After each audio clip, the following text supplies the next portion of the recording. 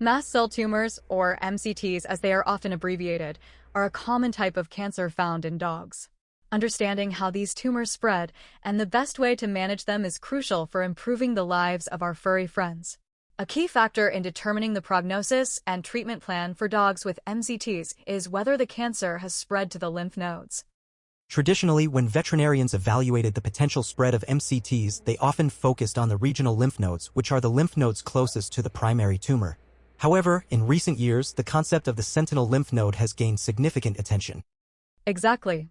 The sentinel lymph node is the first lymph node or nodes that receive drainage from the tumor site. It's like the primary guard post. If cancer cells have begun to spread through the lymphatic system, the sentinel lymph node is the most likely place to find them first. Identifying and examining these sentinel nodes can give us a more precise picture of whether the cancer has metastasized. And the article we're discussing today delves into a specific way of classifying any cancer cells found in these sentinel lymph nodes, known as Weishar's classification system. This system, developed in the past, has become a valuable tool for staging MCTs and guiding treatment decisions. It essentially categorizes the extent of tumor involvement within the lymph node. However, the original studies on Weishar's classification often looked at both regional and sentinel lymph nodes together and sometimes included lymph nodes that were already visibly enlarged or abnormal.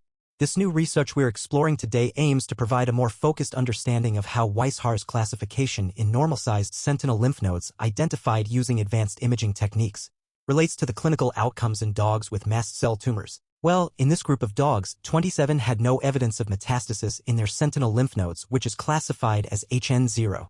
19 dogs were classified as HN1, meaning they had a small number of mast cells within the node. A larger group, 37 dogs, fell into the HN2 category, indicating more significant involvement but without complete replacement of the lymph node tissue.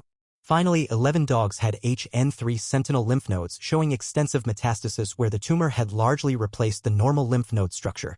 Interestingly, a small number of dogs in the HN0, HN2, and HN3 groups also received adjuvant chemotherapy, meaning chemotherapy given after the primary treatment, usually surgery. One of the interesting findings was that higher Weishar classifications seem to be associated with certain tumor characteristics.